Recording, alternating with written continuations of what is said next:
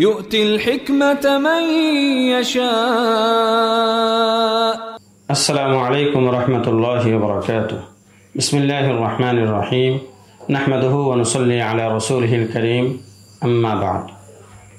এই দরসে আমরা আলোচনা করব 15 নম্বর উসুল বা মূলনীতি সম্পর্কে।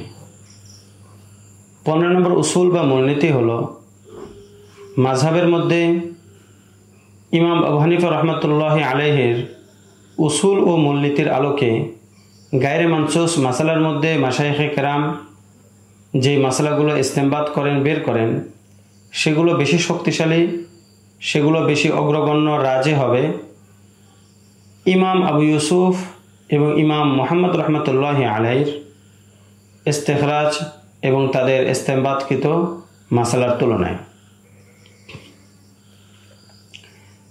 এর কারণ কি?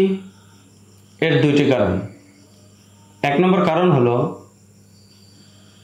আমরা জানি ইমাম আবু ইউসুফ, ইমাম মুহাম্মদ রহমতুল্লাহি আলাইহি ইমাম আবু হানিফা রহমতুল্লাহি আলাইহির থেকে ভিন্ন নিজ নিজ উসুলও কায়েম করেছেন। তাহলে মাশায়েখে কেরামের তাখরিজকৃত মাসালাটা সরাসরি ইমাম আবু হানিফা রহমতুল্লাহি আলাইহির উসুলের আলোকে বের করা, আর সাহেবাইনের ইস্তেমবাতকৃত মাসালাটা ইমাম আবু হানিফার কায়দার বিপরীত অন্য কোনো কায়দা থেকে বের করা। এই জন্য সরাসরি যেই মাসালাটা ইমাম আবু হানিফার কায়দা থেকে বের হলো, মাশায়েখে কেরাম বের করলেন, সেটাই রাজি হবে। দুই নম্বর কারণ হলো সাহেবাইনের কওল অনুযায়ী ওনাদের প্রত্যেকটা কওল মূলত ইমাম আবু হানিফার কওল, ওনাদের অনেক মূলনীতি মূলত ইমাম আবু হানিফা রহমতুল্লাহি আলাইহির মারজুহ অথবা মারজুআনহু মূলনীতি। সে হিসেবে তো মাশায়েখে কেরামের তাখরিজাত আর সাহেবাইনের বের করা মাসালা সেগুলো তো একই পর্যায়ের হয়ে গেল।